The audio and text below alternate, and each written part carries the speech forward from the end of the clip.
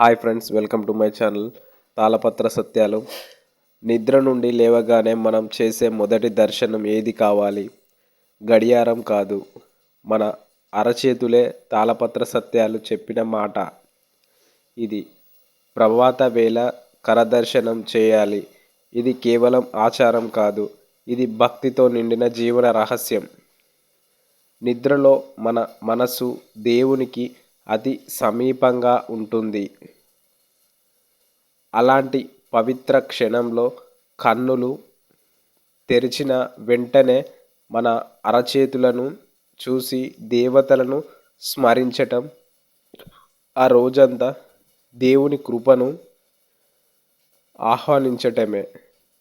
మన అరచేతుల ముందు భాగంలో శ్రీ మహాలక్ష్మి నివసిస్తుంది. మధ్య భాగంలో సరస్వతి దేవి విజ్ఞాన్ని ప్రసాదిస్తుంది. వేర్ల వద్ద శ్రీమన్నారాయణుడు రక్షణగా నిలుస్తాడు. అంటే మన చేతులే దేవాలయాలు, మన కర్మే పూజ. ప్రభాత సమయంలో అరచేతులు దర్శించటం అంటే ఈరోజు నా చేతులతో నేను ధర్మమే చేయాలి అని దేవునికి మనస్ఫూర్తిగా ఇచ్చే వాగ్దానం. ఈ అలవాట్ల వల్ల మన మనస్సు శుద్ధమవుతుంది, అహంకారం తగ్గుతుంది,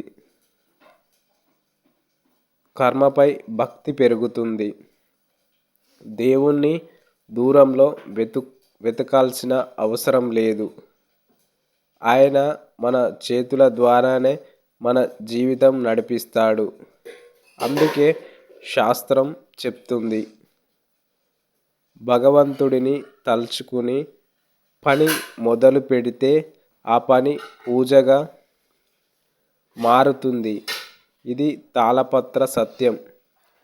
కాలం మారిన భక్తి మారదు, శాస్త్రం మరచిపోదు. ధన్యవాదాలు. మన ఛానల్ని సబ్స్క్రైబ్ చేసి లైక్ కొట్టి షేర్ చేయండి.